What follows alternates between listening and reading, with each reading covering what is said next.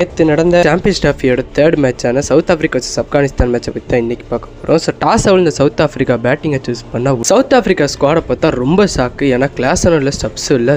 ஓப்பனிங்க்கு வந்த ரிக்கல்டனும் ஜார்ஜியும் சேர்ந்து ஒரு லைட்டாக பார்ட்னர்ஷிப் போடும்போது முகமது நபி அந்த ஃபர்ஸ்ட் பாலே ஜார்ஜியை தூக்குனாரு. உள்ள வந்து பெவுமா கொஞ்சம் அப்படியே ஸ்லோவாக இன்னிங்ஸை ஸ்டார்ட் பண்ணி 75 பாலுக்கு 50 பதிவு பண்ணிட்டு அப்படியே அவுட் ஆனார். ரிக்கல்டன் மட்டும் ஒரு பக்கம் நின்று தரமாடிச்சிட்டு இருந்தார். ஸோ ரிக்கல்டன் அவரோட ஃபர்ஸ்ட் ஓடி செஞ்சுரி வந்து பதிவு பண்ணிட்டார். எனக்கு ரிக்கல்டனை பார்க்கும்போது இப்போ குவிண்டன் டி காக் மாதிரி இருந்துச்சு. அதுக்கப்புறம் உள்ள அந்த வேண்டர் ட்ரெஸ்ஸன் அப்படியே நின்று தரமான ஒரு 50 பதிவு பண்ணார். மிடில் ஆர்டரில் கிளாஸானும் இல்லை, ஸ்டப்ஸும் இல்லை, என்னடா பண்ணுவாங்கன்னு நினச்சிட்டு இருந்தோம். அதுக்கப்புறம் அந்த மார்க் ரொம்ப தரமான ஒரு 50 டீல் பண்ணிட்டு மில்லர் கொஞ்ச நேரம் நின்றுட்டு அப்படியே தூக்கலாம்னு சொல்லி ஒரு ஷாட்டை தூக்கி விட்டார். நான் கூட 6 பேர் நினச்சேன். ரஹமத் ஷா இப்போ எப்படிப்பட்ட கேட்சுன்னு தரமான கேட்சு. ரிக்கல்டனோட செஞ்சுரி, பவுமாவோட ஹாஃப் செஞ்சுரி, வேண்டர் ட்ரெஸ்ஸனோட ஹாஃப் செஞ்சுரி, அப்புறம் மார்க் ரமோட ஹாஃப் செஞ்சுரி மூலியமா சவுத் ஆஃப்ரிக்கா 350 ஒரு நல்ல ஸ்கோர் வந்து டார்கெட்டாக கொடுத்தாங்க.